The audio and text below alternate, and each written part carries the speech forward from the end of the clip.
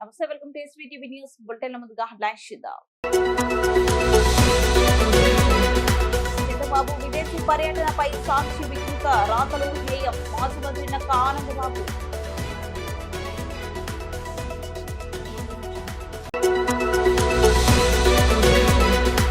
పశ్చిమ బెంగాల్లోని పురులియా బహిరంగ సభలో ప్రసంగించిన హెచ్ఎం అమిత్ షా.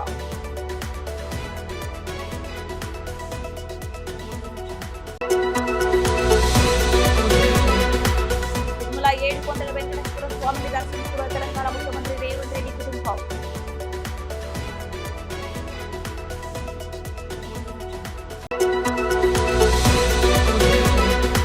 స్థాయిల ఫిట్నెస్ సర్టిఫికేట్ ఇవ్వని వైద్యాధికారిని 4 గంటలకు పైగా పోలీసుల హాస్పిటల్లోని 2 శాఖల మధ్య వివాదం.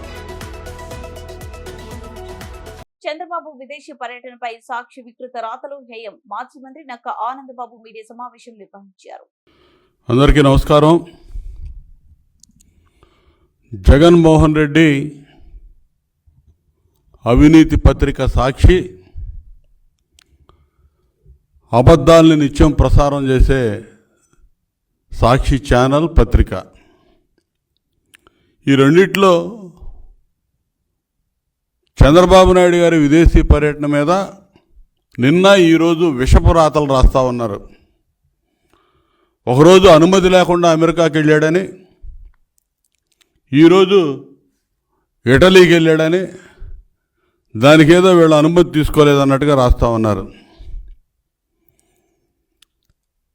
అసలు ఈ జగన్మోహన్ రెడ్డి అవినీతి పత్రికలో పదే పదే అబద్ధాలు 100 సార్లు ఈ పేపర్లో రాస్తే ప్రజలు నిజం అనుకుంటారని చెప్పి భ్రమపడతా ఉంటారు.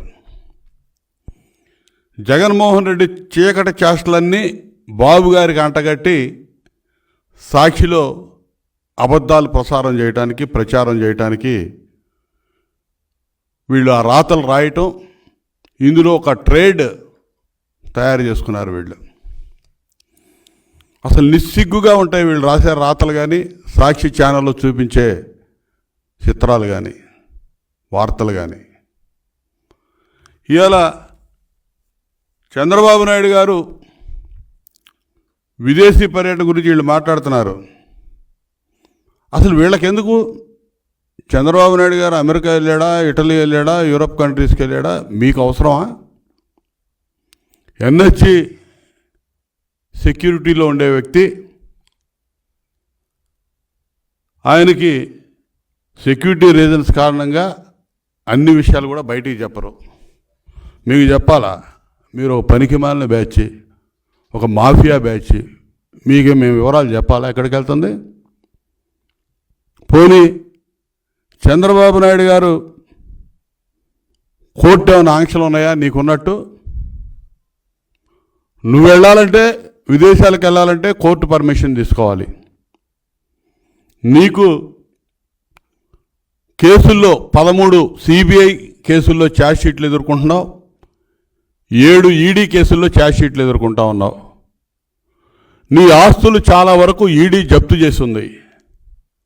నీ పాస్పోర్ట్ సీజ్ అయి ఉంది. నువ్వు విదేశ పర్యటనకు వెళ్ళాలంటే, విదేశాలకు వెళ్ళాలంటే కోర్టులో పిటిషన్ వేసి పర్మిషన్ తీసుకొని వెళ్ళాలి.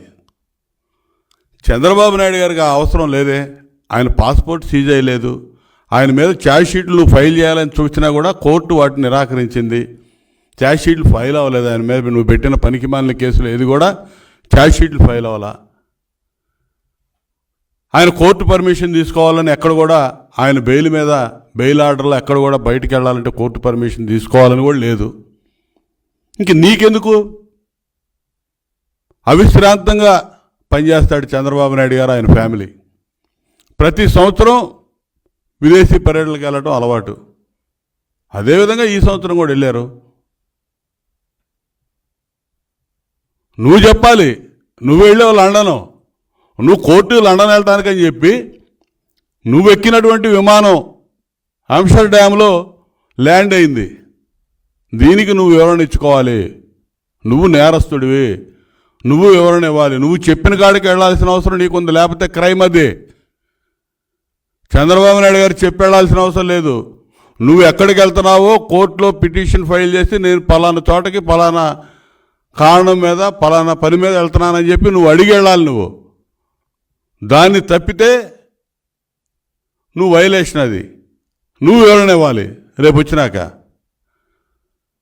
నువ్వు నీకు పత్రిక ఉంది కదా, ఛానల్ ఉంది కదా అని చెప్పి అడ్డగోలు రాతలన్నీ రాపిచ్చి ఏదో చంద్రబాబు నాయుడు గారి మీద ఒక మచ్చయ్యాలని చూస్తూ ఉన్నావు. నీకులాగా లక్షల కోట్లు ఆయన దగ్గర నల్లధనం లేదు.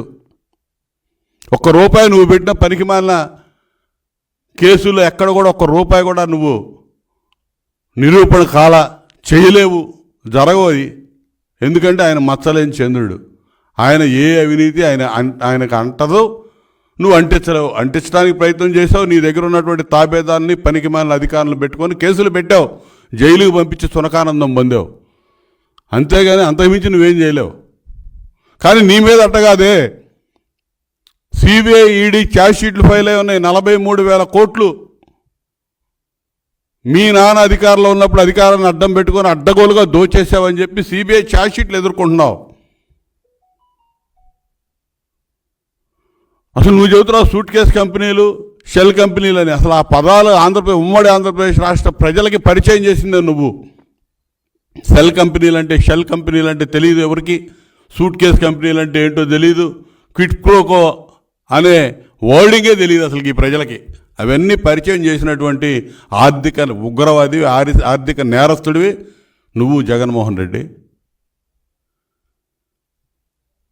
కాబట్టి 16 నెలలు జైల్లో ఉన్నావు. నువ్వు ఈరోజు నువ్వెందుకు పారిపోయావు నువ్వు చెప్పాలి. అసలు లండన్ నువ్వెందుకు వెళ్ళావు? గతంలో లండన్ వెళ్ళేటప్పుడు నీ పిల్లలు అక్కడ ఉన్నారు, చూడటానికి వెళ్తున్నానని చెప్పేవాడి. ఇవాళ నీ పిల్లలు ఎక్కడికి వచ్చి ఉన్నారు, వాళ్ళని తీసుకొని మళ్ళీ లండన్ వెళ్ళావు. వస్తావా తిరిగి? నువ్వు చెప్పాలి ఏ సంగతి. ఇక్కడ ఎన్నికలైన కాడ నుంచి ఎవడో మాట్లాడలేదు తెలుగుదేశం వాళ్ళు అని చెప్తున్నావు. పోలింగ్ తర్వాత సైలెంట్ అయ్యారని. సిగ్గుండాలి ఆ మాట అంటానికి. పోలింగ్ తర్వాత తేలుగుట్టిన దొంగల్లాగా వ్యవహరిస్తుంది మీరు. జగన్మోహన్ రెడ్డి దగ్గర నుంచి కింద స్థాయి గల్లీ నాయకుడి దాకా పత్తా లేకుండా పోయారు. ఒక్కడు నోరు తెరవట్లా. ఎవరికి ధైర్యం లేదు. చెప్పానండి పలానా నియోజకవర్గంలో నేను గెలుస్తానని ఎవడన్నా వచ్చి ఇంకా అవాకులు చవాకులు ఆ పనికి మేల 4-5 మంత్రులు, మాజీ మంత్రులు, ఇప్పుడు మంత్రులు ఉన్నవాళ్ళు మాట్లాడుతూ ఉన్నారు తప్ప అప్పుడప్పుడు ఏదో మాట్లాడకపోతే, ఏదో నమ్మబలకపోతే కౌంటింగ్ ఏజెంట్లు కూడా కూర్చునే పరిస్థితి లేదు. ఇయాలే వదిలేసి పోతారని చెప్పి నమ్మించడం కోసం ఏదో తాపత్రయపడుతున్నారు తప్ప అంత మించి ఇంకోటి ఏం కాదు. ఇవాళ మేము బ్రహ్మాండంగా మాట్లాడుతున్నాం అన్ని అంశాల్లో. మా నాయకుడు డీజీపీకి లెటర్లు రాశాడు. నువ్వు చేస్తున్నటువంటి తప్పిదాలు, పోలింగ్ తర్వాత జరుగుతున్నటువంటి తప్పులు, పోలింగ్ తర్వాత జరిగిన హింస మీద సిఈసికి లెటర్లు పెట్టారు. పశ్చిమ బెంగాల్లోనే పురులియా బహిరంగ సభలో ప్రసంగించిన హెచ్ఎం అమిత్ షా, क्यों भाई पुरुलिया वालों की आवाज को क्या हो गया है?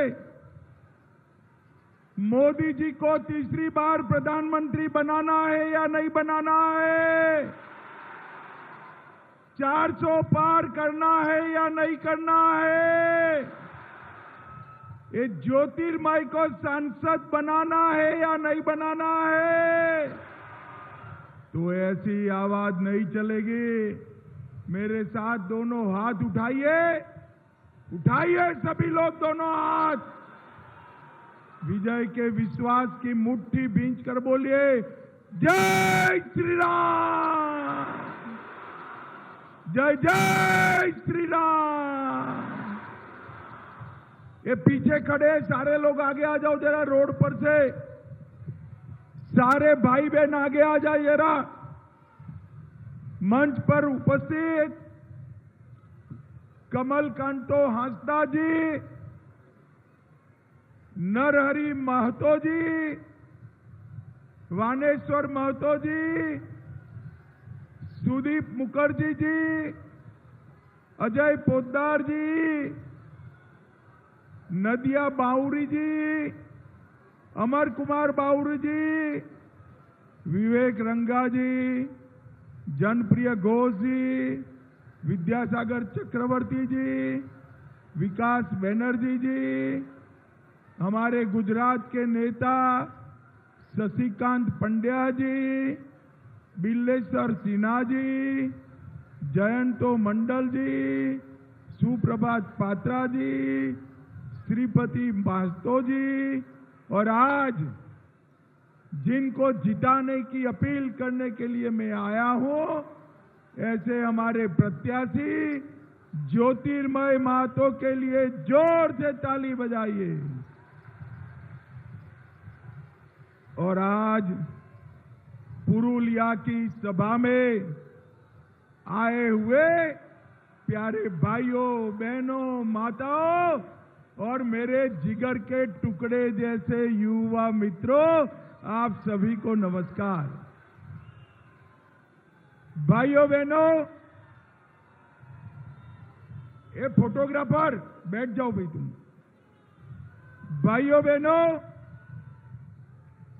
सबसे पहले मैं बानेश्वर शिव मंदिर, भैरवनाथ मंदिर, काली माता मंदिर, बिरंची नारायण शिव मंदिर, गौरीनाथ धाम, श्री बारा तारा मंदिर को प्रणाम कर कर मेरी बात की शुरुआत करना चाहता हूं। मैं स्वतंत्रता सेनानी चुनूराम महतो और गोविंद महतो को भी प्रणाम कर कर मेरी बात की शुरुआत करना चाहता हूं। भाइयों बहनों, आने वाले चुनाव में आप सभी को मैं, ये मीडिया वाले भी सेट कर कर बैठ जाओ भाई, सेट कर कर बैठ जाओ जरा।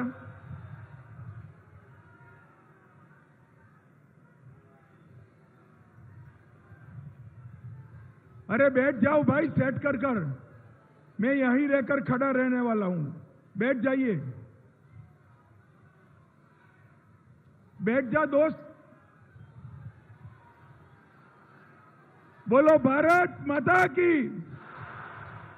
अब भाई उनको भी उनका काम करने दो, आप बैठ जाइए भाई, ये महाशय को बैठ जाइए, हनुमान जी को आप बैठ जाइए।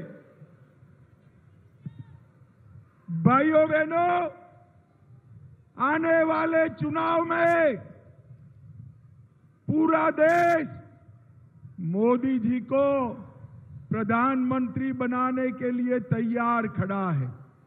पुरुलिया वालों, आप लोग तैयार हो या नहीं हो? अरे जोर से बोलो, हो या नहीं हो? देखिए 5 चरण समाप्त हो चुके हैं। पुरुलिया वालों, 5 चरण में क्या परिणाम आया जानना है क्या? अरे जोर से बोलो, जानना है? ये 5 चरण में मोदी जी 310 सीट जीतकर सरकार बनाने का काम समाप्त हो गया। अब आए छठा और सातवां 400 पार कराने के लिए आपका आशीर्वाद है। और भाइयों बहनों, ये राहुल बाबा और ममता दीदी का सुपड़ा साफ हो गया। भाइयों बहनों, ये ममता दीदी मां, माटी और मानुष के नारे के साथ बंगाल में सत्ता पर आई थी।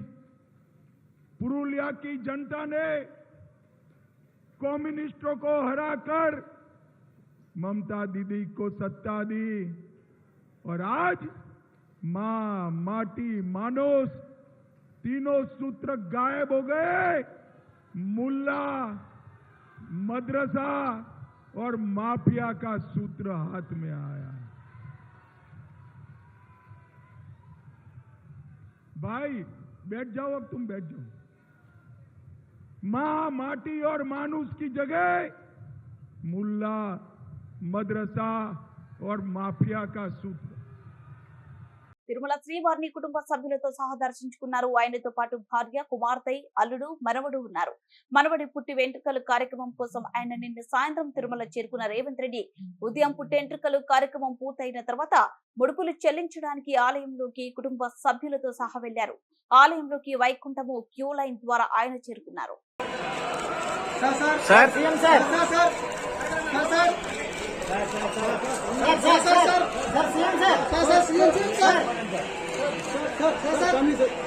ఓకే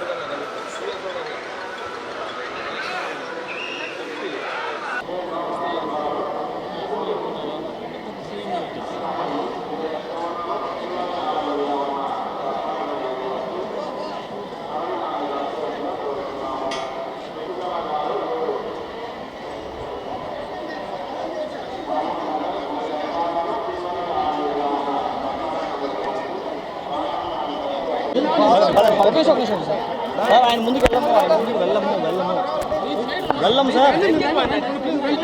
సార్ ఆయన ముందుకు వెళ్ళము ఆయన పైకి పోయేది ఉండదు కొంచెం ముందుకు వెళ్ళం సార్ గ్యాప్ ఇవ్వండి సార్ గ్యాప్ ఇస్తే చాలు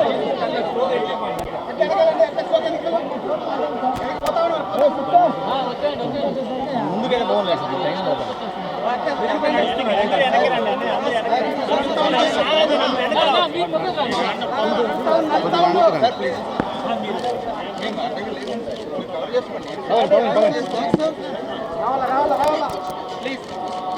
ప్లీజ్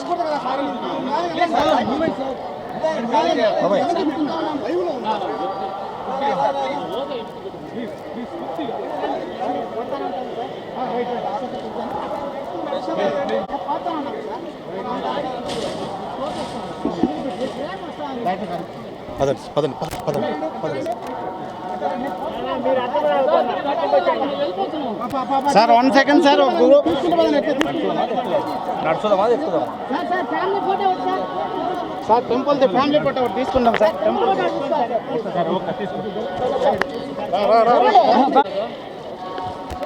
వెనక సార్ 1 సెకండ్ సార్ సార్ అయిందా సార్ సార్ బాబు నిల్చుకుంటారా సార్ సార్ స్వామివారి భక్తులందరికీ శుభాకాంక్షలు.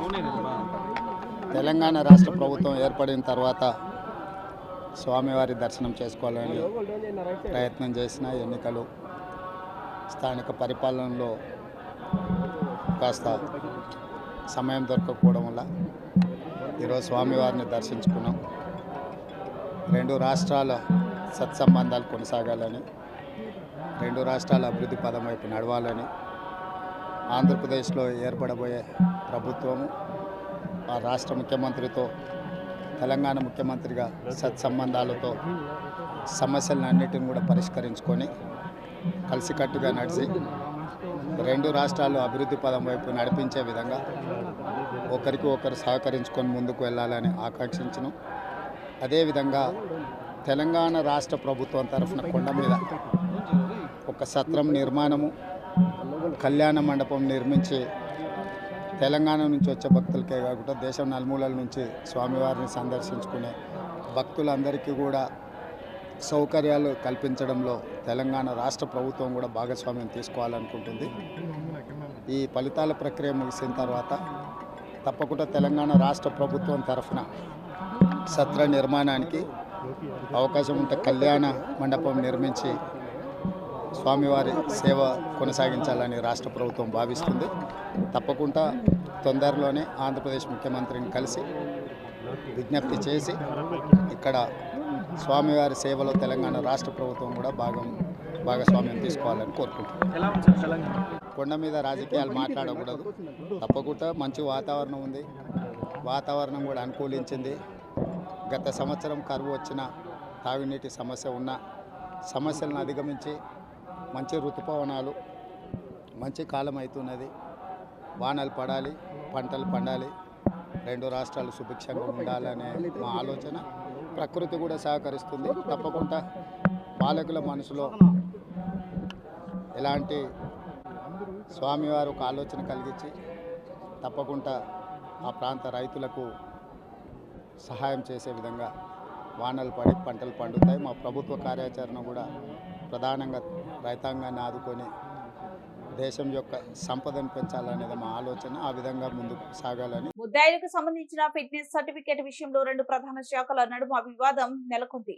వాలంటీర్ అనిల్ కుమార్ యాదవ్ హత్య కేసులో కొత్త చెరువుకు చెందిన 6 మంది ముద్దాయిలను కోర్టుకు హాజరుపరిచే ముందు గోరంట్ల సామాజిక ఆరోగ్య కేంద్రంకు వైద్య పరీక్షల నిమిత్తం ఏఎస్ఐలు ధనంజయ రెడ్డి మరియు మధ్యరెడ్డి కానిస్టేబుల్ లోకేశ్వర్లు పిలుచుకొని వెళ్లి వైద్యాధికారిని పావని వద్ద వారికి వైద్య పరీక్షలు చేయించారు.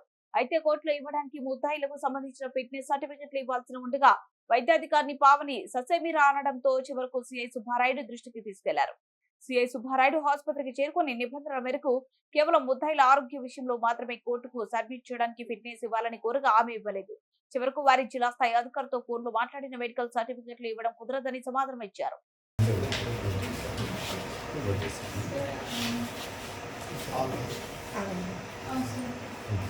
As per 54 CRPC, as a మీరు హాస్పిటల్ హెడ్గా మాకి ఫిట్నెస్ సర్టిఫికేట్ ఇవ్వండి అంటారు. నేను మెడికల్ సర్టిఫికేట్ మిమ్మల్ని అడగడం లేదమ్మా.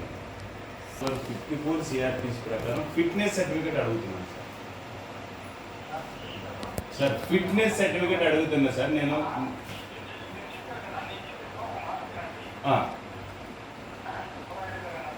అవును సార్. 54 CRPC అడుగుతున్నాను సార్ నేను. Fitness certificate sir. Sir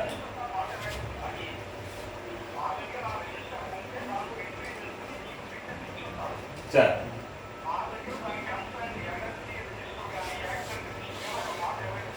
sir అదే సార్ నేనేమంటానంటే మీరు ఇక్కడ ఇవ్వమంటారు అంతే కదా. అదే సార్, అదే నేను అడుగుతుండేది. ఇక్కడ మీరు ఫిట్నెస్ సర్టిఫికేట్ ఇవ్వము అంటున్నారు మీరు, మీ డాక్టర్ గారు, అంతే కదా సార్? కాదు సార్, ఇప్పుడు నా క్వశ్చన్ ఒక్కటే సార్.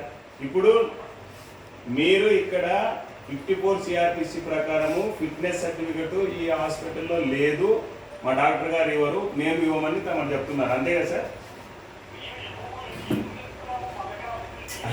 నేను అదే సార్ అడుగుతున్నది. మీరు ఇవ్వమంటున్నారు అంతే కదా. ఇక్కడ మీ స్పెషలిటీస్ లేదు కాబట్టి మేము ఇవ్వమంటున్నారు, అంతే కదా సార్? ఎవరు సార్? మా పెనుగొన మీరు ఇస్తారే ఇవ్వరా సార్? ఇవ్వకుంటే వదిలిపెట్టండి, మళ్ళీ మేము ఏం చేయాలో మేము చూసుకుంటాం సార్. నమస్తే సార్. అలాగే సార్. ముందు హెడ్లైన్స్ మరోసారి. చంద్రబాబు విదేశీ పర్యటనపై సాక్షి వికృత రాతలు ధ్యేయం. మాజీ మంత్రి నక్క ఆనందబాబు.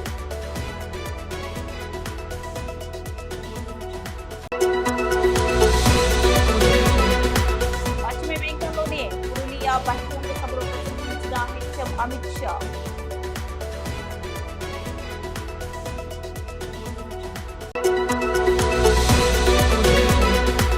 తిరుమల 7 కొండల వెంకటేశ్వర స్వామిని దర్శించుకున్న తెలంగాణ ముఖ్యమంత్రి రేవంత్ రెడ్డి కుటుంబం.